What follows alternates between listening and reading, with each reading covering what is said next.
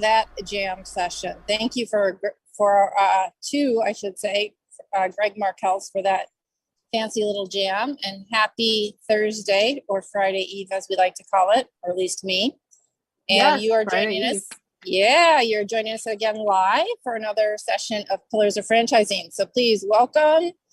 And don't forget to call in or enter some notes in the chat for us as we go along. Absolutely. Always call in. We will take questions with our Million Dollar Mentors. We have Laura Coe from Snappology on today. So if you've got questions for her, please feel free to call in. And Kristin, one of the things we love to tout about franchising is the ability to own your own time. And you and I are clearly doing that well today, as we are not in our usual spaces. No. So my apologies if you hear a little bit of background noise. I've been at 2 baseball games already today, and then flew to the quickest place I could find that hopefully had some sort of signal. But I wouldn't have it any other way, because it beats the heck out of sitting in a suite or a little cube in the middle of an air-conditioned building where you don't even know what the weather is. So I'd much rather have life this way.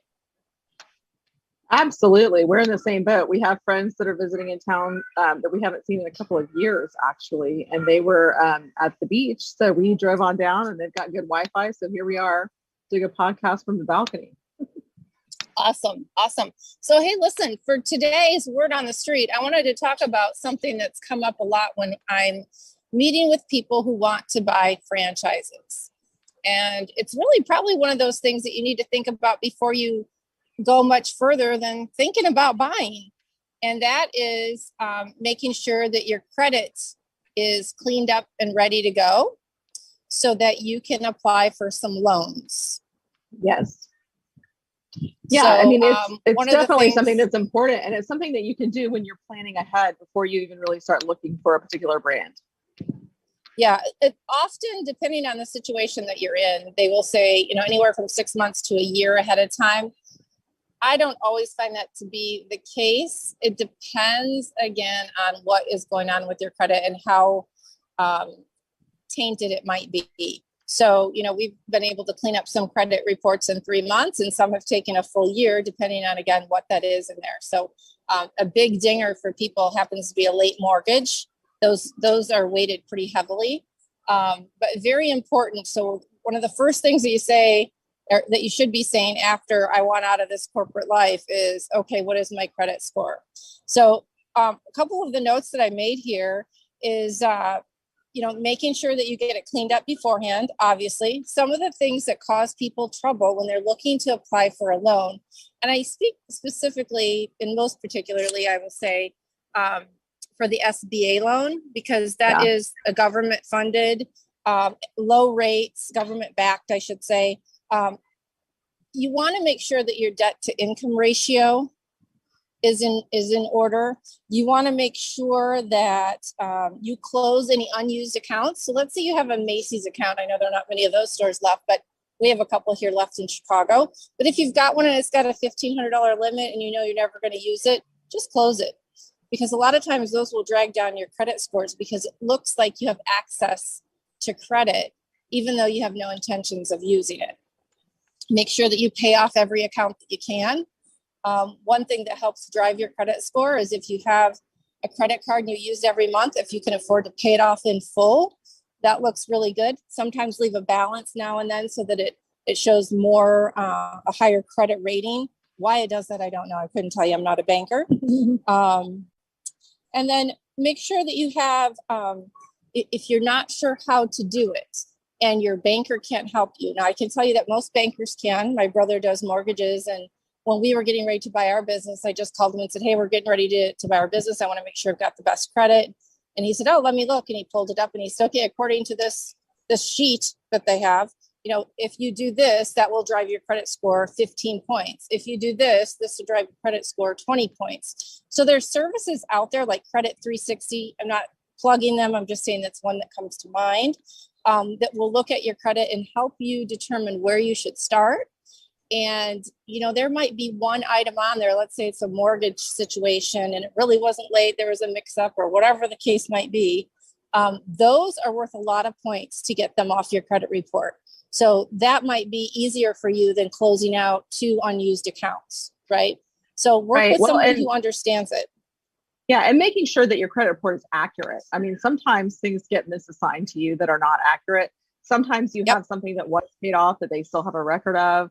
I know in our situation, we've had divorces.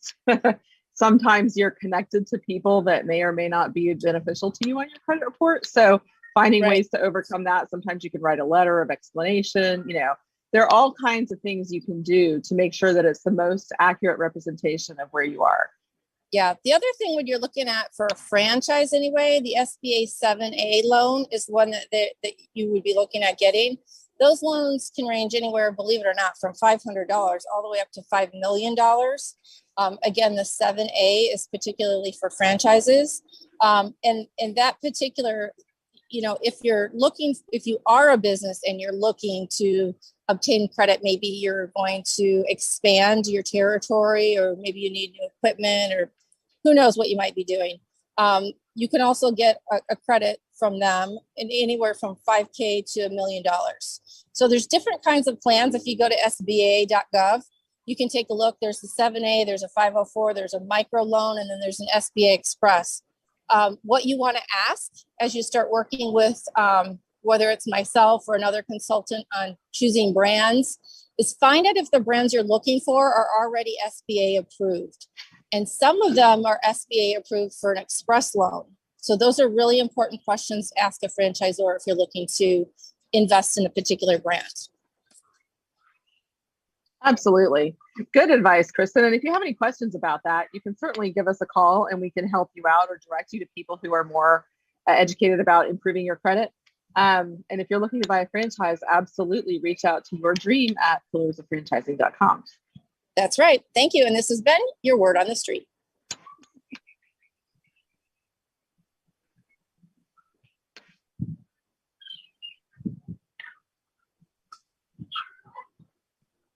Well, hello. Hello, Ray. How are you? I'm good. And yourself? Steamy. It is steamy. I'm out here in the sun baking right now. And I don't mean the acronym,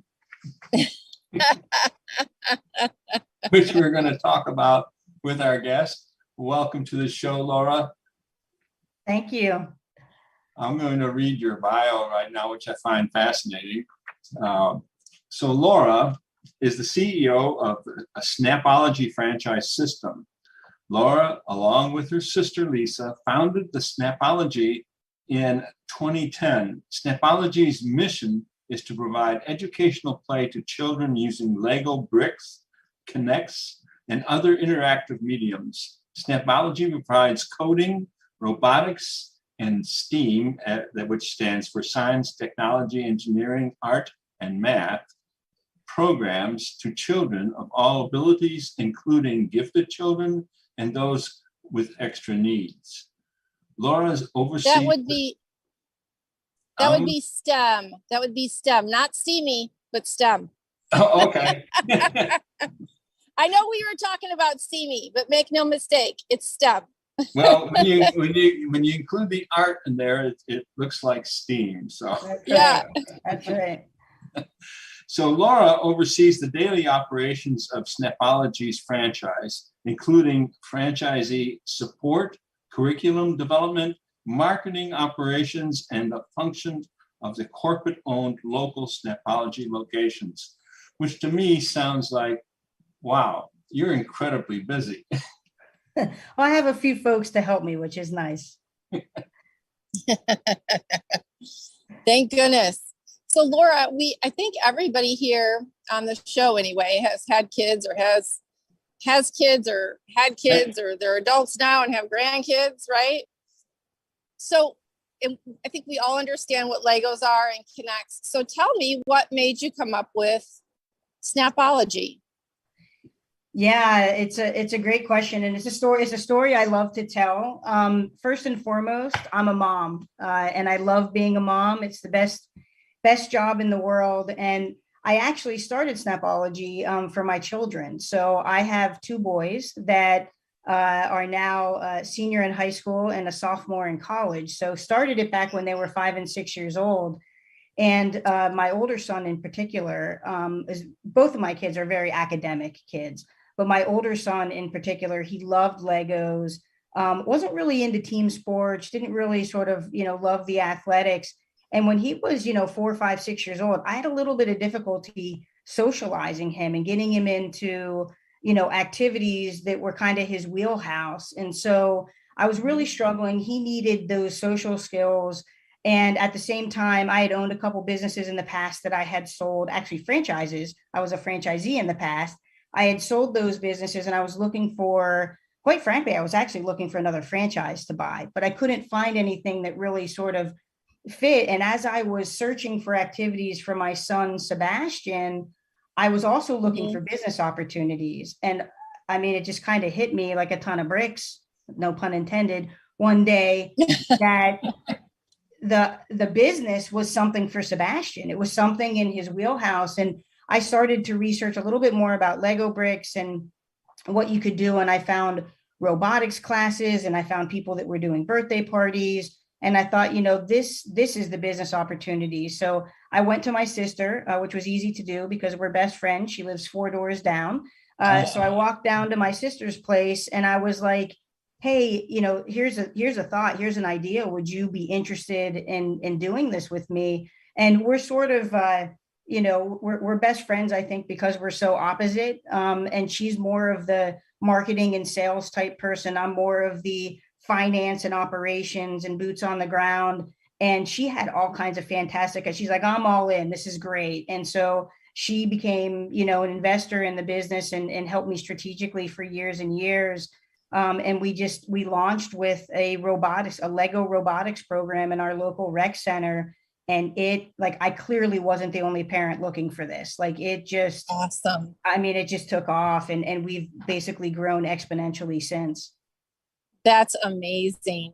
So would you say an ideal candidate that might be looking for a Snappology, would it necessarily have to be a mom? Would it be, what kind of avatar are you looking for?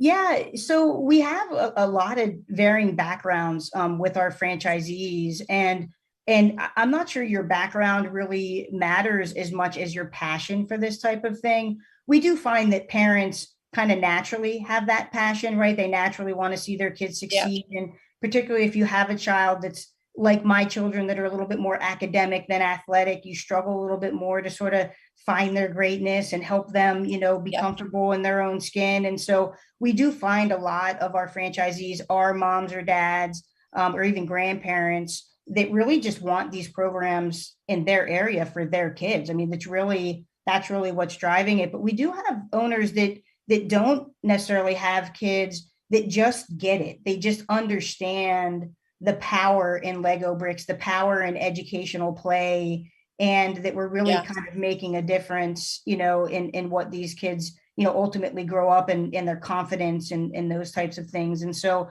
a lot of parents, I will say, but it isn't necessarily a prerequisite. I think it's kind of a natural thing for parents, but it's really that passion and understanding sort of the fundamentals of what we're doing and how we're trying to, make great kids that really drives a great franchisee.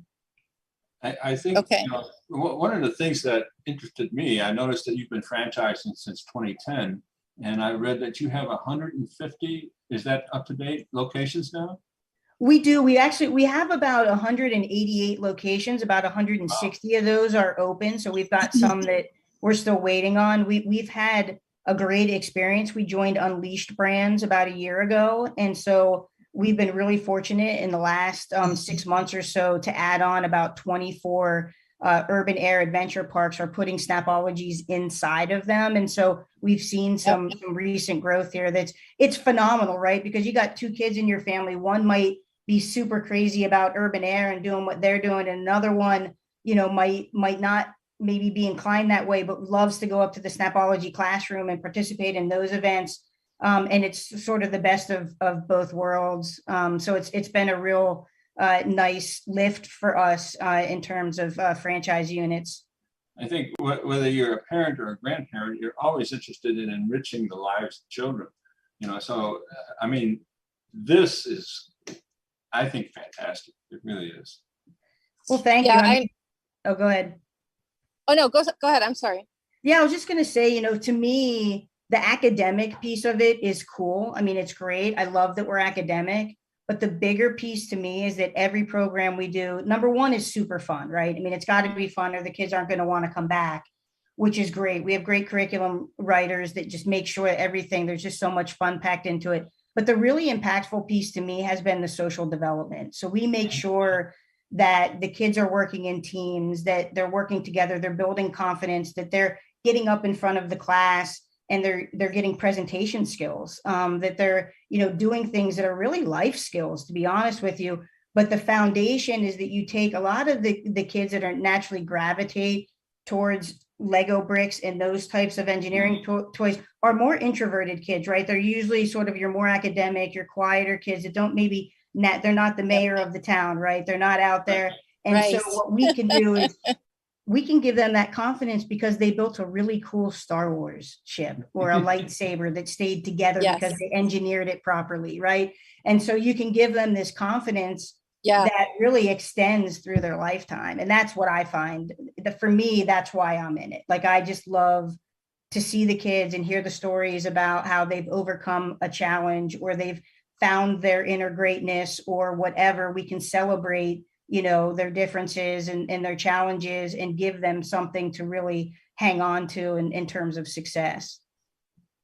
This sounds like a fantastic franchise. What does it take financially to get involved? Yeah, so we have a couple of different business models.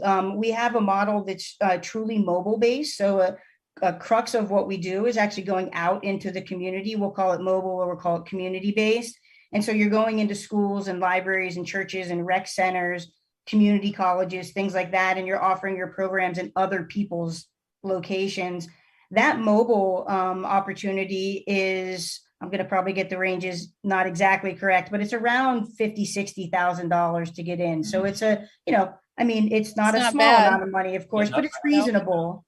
Yeah, it's reasonable, and the profit margins are great because you don't have the overhead of a brick and mortar. And then our second most popular model is where you add on a discovery center to that. And so then you're looking upwards to a couple $100,000 for that type of investment. But at that point, you're able to have a brick and mortar location. We've got a phenomenal new membership program where kids are able to earn, it's a passport program, and they earn stamps and they get all these rewards for getting different, leadership skills and engineering skills and 3D design skills.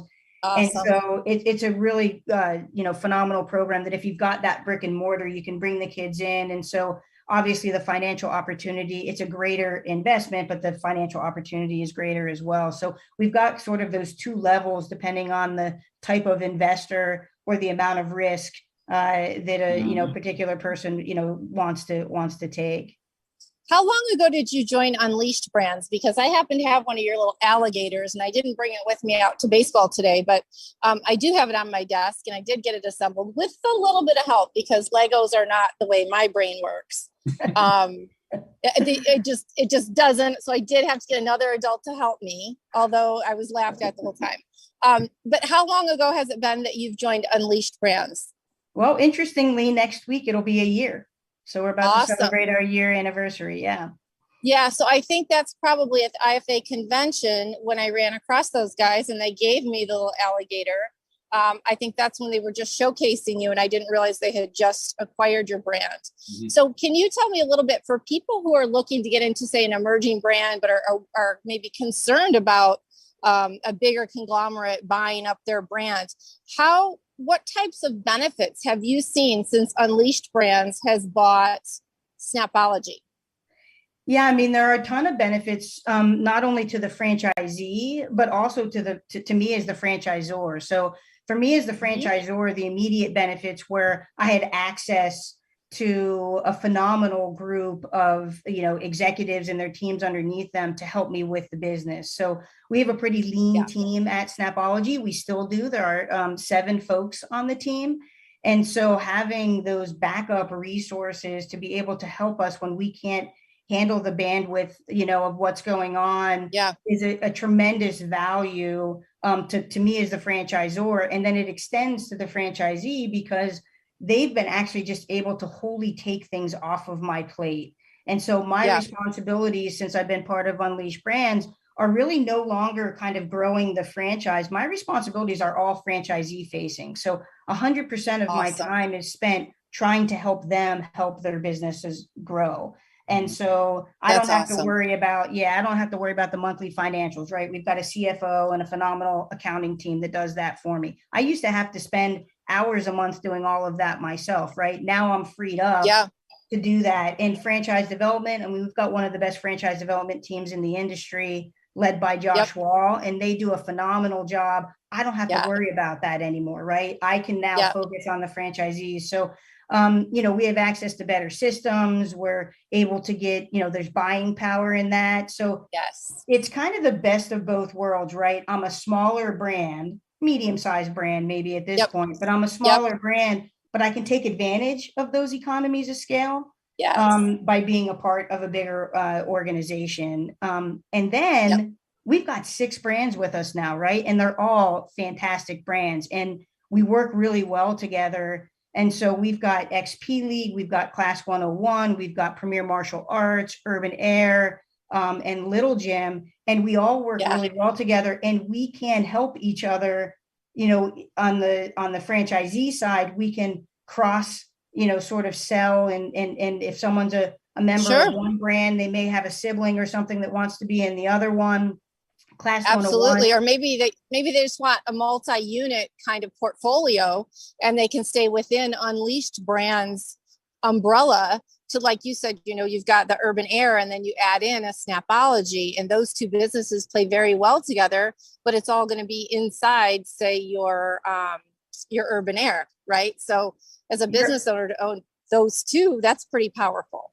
Yeah, you're absolutely right. And that's exactly the direction that we're going. But they're going in 2 directions with it. The first is what they call sort of owning the children's market, right? So you could be in a city and you could own 1, 2, 3, 4, 5, even 6 brands under the same portfolio. Eventually, we're still working towards it because Unleashed Brands is a little bit new, but eventually we'll be on all of the same systems, using all of the same things.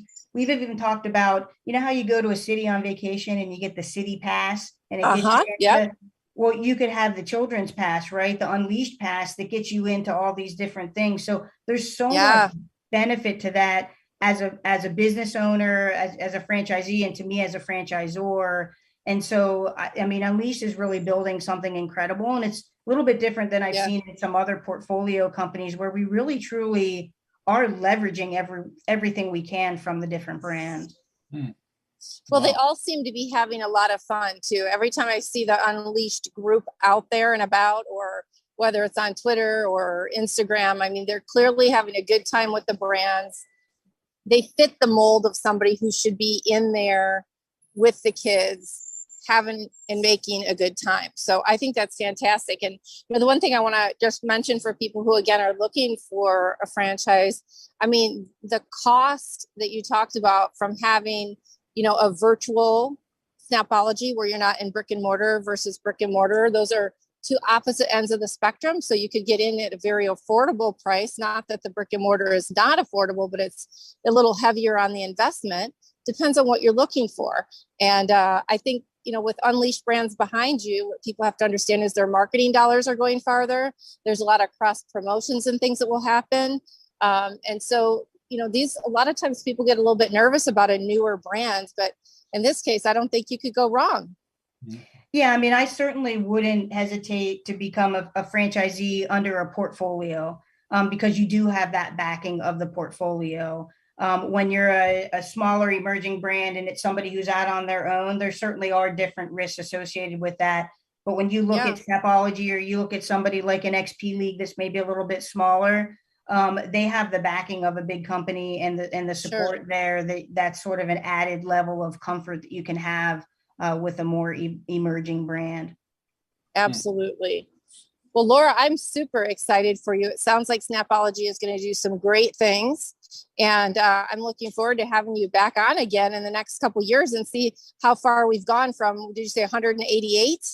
Yeah. Yeah, wow.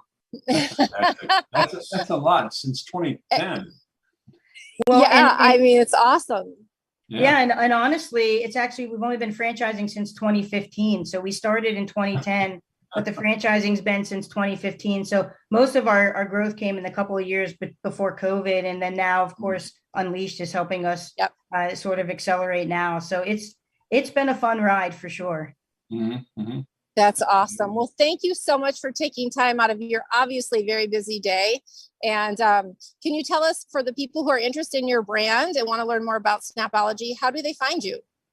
Yeah, so the easiest way to get to us is just to email let's talk at snappology.com. And that'll get you to our franchise development folks who can give you all kinds of information. Also, snappology.com, the website, or snappologyfranchising.com will give you a wealth of information on the opportunity that we have. Fantastic. Thank you, Laura. Yeah, thank you guys. Really appreciate having you. Yeah, it was great. Always great talking to you guys. Hey, franchise owners. How's your local marketing? Do you feel like you could use some help keeping up with your social media posts and comments and reviews? Do you wonder if you could be doing more to attract local customers? Are you able to identify new move-ins to your local area? At Westvine, we help franchisees like you reach more local customers through digital marketing. With daily monitoring, creative content, and ad placement, and customer data intelligence, we'll get your business in front of the people who want your products or services. We also work with franchisors who need an agency to handle the digital marketing for all of their locations. If you're ready to reach more local customers, give us a call at 805-265-5440 or visit us at westvine.com. That's 805-265-5440 or westvine.com. Hello, Kristin. Oh, are you pulling an Elizabeth? Perhaps I am. You know, I'm sitting here in the middle of the shopping center because I was hoping to have a good signal. And of course, I'm out of the breeze, but right in the sun. And I can't see anything that's going on really on the screen. So you guys could really be messing with me right now, and I would have no clue. No worries. You know, what you would see on the screen right now is all kinds of different faces floating through it without really having you and I on there. So we're talking and other people. Yeah. Oh, there you came on. So we're good. Okay, perfect. Hey, I could really use a ride on your boat right now. It is sweltering out here. And it sounds like you've been having an amazing couple weeks with all the people at your house. All the kids and grandkids. It's funny. I'm the boat driver for all the skiing and tubing and all that kind of stuff. And sometimes when we're changing people on the skis and the tube, I just got to jump overboard and cool off from all the heat. Sometimes they go, hey, we don't have a driver. Get back on here. Isn't it great owning your own business? Oh, it's so much fun. And, you know, that makes this fun when we're doing this show and talking to other people about what life can be like as you continue to grow in the franchising world. And I can't tell you how much joy I got from listening to Laura talk about Snappology and the opportunities there. That was phenomenal. Well, you could just tie them right into your Great Clips businesses. You know, my dream is to put like 6 businesses in one strip center next to each other, and they all work together. You can call it the Acre Center. Yeah, the Acre Center. Well, you know what I want to talk about today, Kristin, and this is driven by what's going on in the world, right? A lot of the stuff we talk about is stuff we run into in our mentoring and all that kind of stuff. Well, this week I've gotten calls from 2 or 3 of the mentees that I work with about related, you know, things related to franchising that they were struggling with. And like many people, they got the cart before the horse. So they call with questions that are great questions, but we need to answer a lot of other things before we ever get to that question. And truthfully, it frustrated me. And, you know, my mentees experience a whole new relationship with Jerry when they frustrate me like that. And I get to take them back to the good old days when we take things in the right progression, in the right order. We work through a process. We're not jumping all over the place. And I thought, you know, what better way to, kind of reinvigorate other people thinking about franchising on this show than to go back into some of the process stuff, right? I think that's great because really process and franchising, they're very synonymous, right? I mean, franchising is process. That's the beauty of it. Yeah. And, one of the things, people get so excited when they buy their franchise and they just want to do a grand opening and start doing stuff, whether it's providing a service or products or whatever it might have to be. They just want to get going because, there's so much emotional backup in your system as you're going through the FDD and discovery day and getting financing and doing deals for real estate and all that kind of stuff, that at some point in time, you just want to get open. And so I understand it, but I've also seen so many people open their franchise and struggle for 2 or 3 years unnecessarily because they didn't follow the process up front. So what are some of the big things that they stumble on? Yeah. So, for instance, they're working on a build out, but they haven't ordered everything they need for the build out. And then there's additional delays on the build out. And so that's going to push their grand opening back. While they're doing the build out, they need to be hiring and training people, and they get a late start on that. They don't have a good plan to do it. Yep. Heaven forbid the franchisor has a plan, but the franchisee doesn't follow it. So that sets them back even further. All of those things are frustrating. So, just off the cuff, you're going to go through that whole discovery process and the FDD and working out. You got to send financials in. There's a long process you'll follow that the franchisor controls. And then they're going to say, okay, go do your thing, find a location, all that kind of stuff. Now, hopefully you work with a franchisor that has a really good checklist to follow as you go through that. If you don't, you need to talk to Pillars of Franchising because our mentors will help you with that process so you don't make a mistake, right? Absolutely. So follow their process because they're going to lay it out. You're going to go out and you're going to research for real estate. You're going to look at a lot of real estate. You're going to choose one. You're going to do an LOI. You're going to hopefully work out an LOI, and then you're going to start going through a leasing process. And when you get that lease signed, then you're going to start ordering all kinds of stuff, whatever it is, whether it's, furniture or treatment gear or materials or stuff to sell, whatever it might happen to be, food to prepare. If you're a restaurant type chain, you're going to go through all that. But again, just part of the process. And right now, Jerry, go ahead. Part of that, I wanted to stop you there. I know when we opened our franchise, often franchisors will give you like a grand opening packet, right? And it gets you most of what you need to get started, but then there are going to be additional things that you need. But shouldn't most people have at least a rough idea of what they need to order from like their franchise agreement and the package that they're supposed to get with their franchise? Well, the answer is yes, they should, but they don't always get that. It's convoluted. I can think of one franchise system I work with that sends you a really long list, multiple pages of vendors you can buy different products from. So you have 3 or 4 or 5 different vendors for each one. Now, can you imagine how much confusion can come out of that for a brand new franchisee? And we had that here with us. Yeah. So there might be things you don't get ordered. And in the world we live in today, if it's not ordered on time, it could be several months. So here's a Jerry story. I love training through the things that I do. We've opened several The Joint chiropractic clinics already, so we really know what we're doing, but we don't always know what's going on in the rest of the world. So now with supply chain issues, I've got to build out. I've got a clinic that could have opened about a month ago, except we don't have our cabinetry.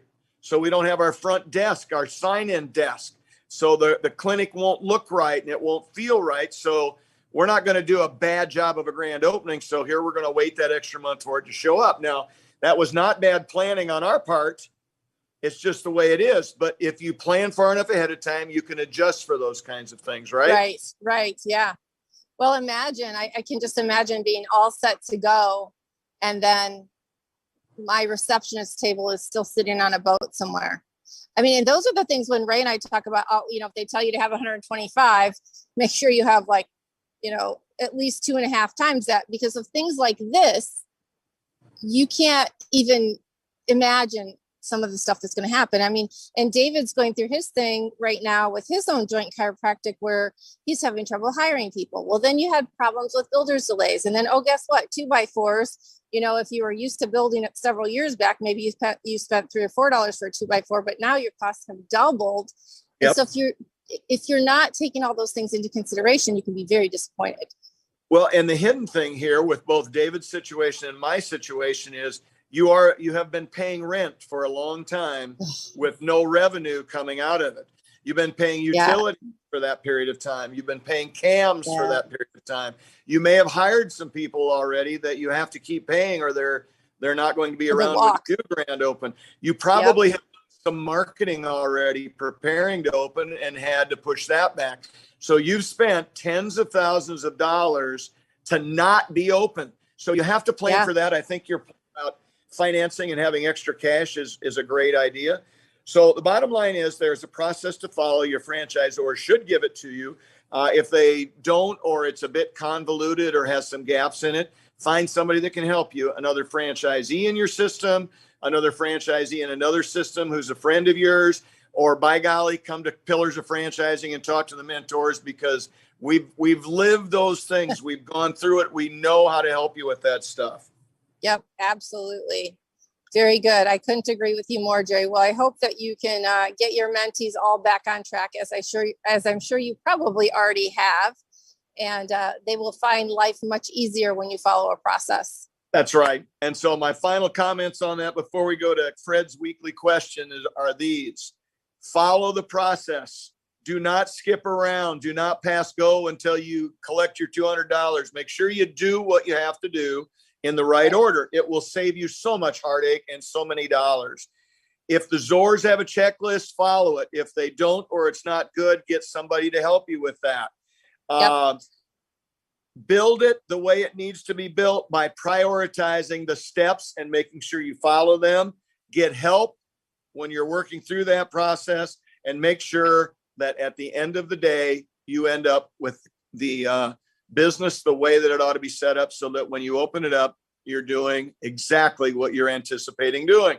And now the question of the week, is this a good time to buy a franchise? And once again, I just talked to some potential franchisees today, and they're ecstatic. They're so excited. They're concerned about inflation. They're concerned about job losses and recession and all those kinds of things.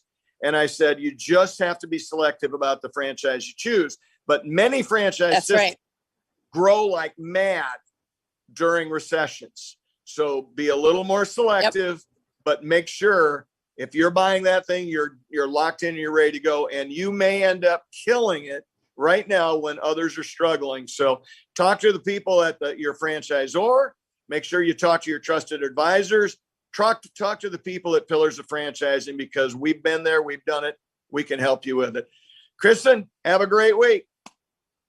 Jerry, enjoy the boat down there in Arkansas. Have a wonderful week, and we'll see you next time on Pillars of Franchising. As usual, thank you for joining Pillars of Franchising. We appreciate every single one of you. We want to give a shout out to our sponsors, the Titus Center for Franchising at Palm Beach Atlantic University. You can find them on the college's website. Also, Franchise Show 247, which can be found at franchiseshow247.com. We couldn't do without our sponsors, and we appreciate their support. Don't forget, we'd love to have calling guests. Our number to call in is 323-580-5755. That is 323-580-5755. If you have questions for our guests or for any of our $1 Million mentors, we welcome you to call in at any time on the show. We will do our very best to answer your calls. Stay tuned, more coming up. Hi, Kristen. I see you sweltering, and I'm in the sun, and I'm here in the nice, cold, boring office. I'm a little jealous. I'm a little jealous. Well, I don't know. It's funny because as I was saying, well, if you are tired of being in that building and the air conditioning, I was thinking, oh my gosh, that's where Karen is right now. I'm sitting here sweating. That's right. Exactly. But you're doing it because you want to do it, right? It's not because somebody told you had to. I do, and I love what I do every day. And so it's a fun job to have, isn't it? Being in the franchising world. Yes. Yeah. So yes. Today, what do you have today, my dear? I do. Well, it's really interesting. I was thinking about like Laura talking about educational play. I love it how she with the franchise, just getting these, kids at an early age, right, to really use their creativity, the whole STEM, the whole just how you can integrate science, technology, just all of that, math, all that together are those skills. And I think the communication, all those are going to really bode well for them as they become adults in the work world. They really are. Absolutely. And I think about one of the things I'm hearing a lot about, and I keep hearing it over and over and over again. It's a theme. A lot of businesses, a lot of franchisees say, Karen, how do I get my people? How do I get my employees and my leaders to be better critical thinkers? How do I get them to do that? Yeah. It's a big problem. Yeah. And so what are some of the things that you suggest to them for that? Well, a couple things is because when they mean critical thinking, because I'm like, okay, well, what do you mean by that? Most of the time what they, just in a really layman's term is they really want people, employees they can trust or leaders they can trust to make good decisions, and they don't need hand-holding, right? Can I have people that are actually going to, how I don't have to make all the decisions. I have people that are actually going to think, right? How do they deal with each other? How do they manage conflict? Right. How do they deal with customers? How do they help me? So I feel like I'm not carrying the load, right? That's usually the kind of the why, the why piece. Yep. And because too many times what they're saying is people just don't want to take action. So the first piece of advice I give is, and this is not going to surprise you, it's okay, we have to lead first. We have to model first. Because I think so many times as franchisees, we're doing, right? Even Jerry talked about, we have a process. We're hopefully following a process, right? And those that don't sometimes, and they pay for not following the process. Right. Or times when the process, it's there, but we have things like supply chain issues. We have issues that come up, and we handle those. So we'll handle them, and then we'll tell everyone what we're going to do, right? And then we move along. So always tell them, include people, include your employees, include your leaders. And there are three different ways where you could really include them.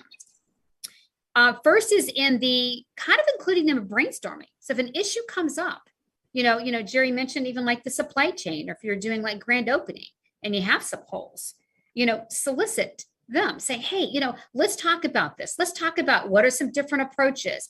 How can we be creative? Kind of get their creative brains working so they really feel like they're part of the process. So if you keep doing that, then what happens is they'll start coming to you. Hey, I see this issue over here. I've been thinking about some different ideas, right? So they'll come to you then, and you'll get them being more proactive versus waiting for you to come to them. I think that's really good, because then they kind of own the process or the system or whatever it is that you're setting up. They're a part of that. So they're not likely to say, oh, that's stupid, I'm not going to do it. But they wouldn't do that because they're part of it, right? I read a good book a while back when I worked for my corporate job called Walk the Talk. And it's just a simple book. It's not very long, but it really talks about taking that leadership position first and exercising the behaviors yourself that you want your employees to perform. Absolutely. It's the model. And we need to also give them, if you want to call it, permission, because people are like, oh, I didn't know you wanted me to do that.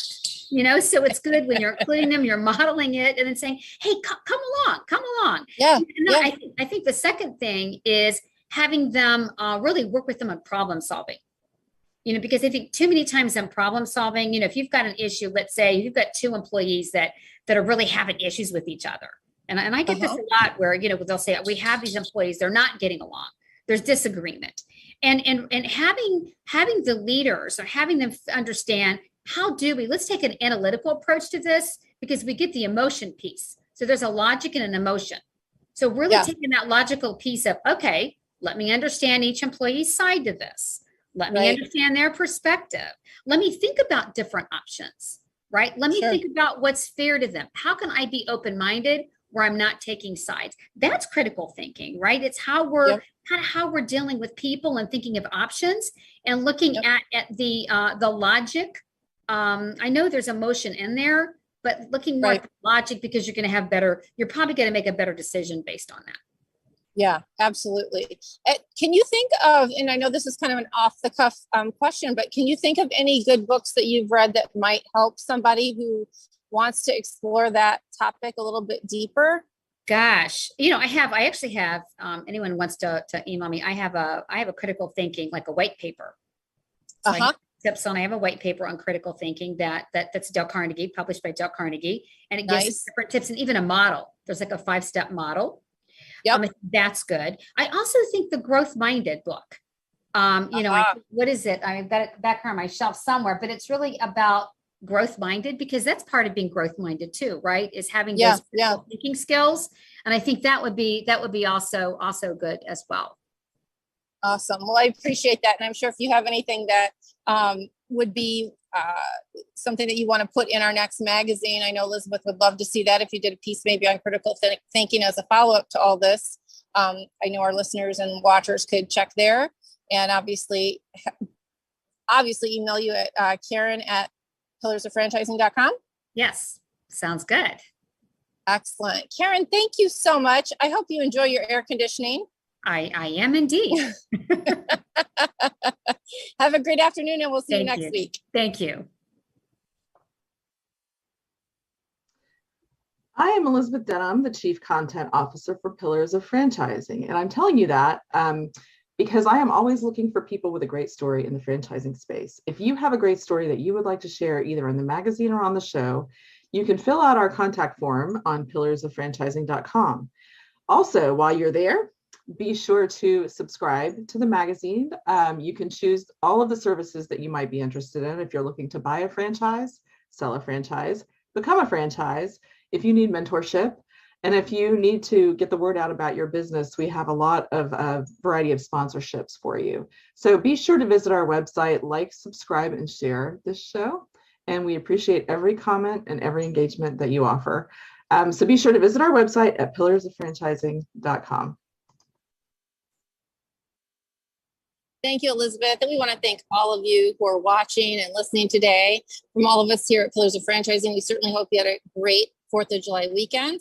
I'd like to thank Laura Coe of Snappology today for joining us, and as well our $1 Million mentors who've joined us and worked very hard to provide additional content, both for our magazine and here for the show, and also for our blog posts. So to Ray Pillar, Jerry Akers, Karen Kimsey Sword, and on behalf of myself, and also Elizabeth Denham and Fred McMurray, our producers and content officer in the flip. I'd like to say thank you for joining us. We look forward to seeing you again next week on Pillars of Franchising, 4 p.m. Central Standard Time, right here where you found us today. Have a great week.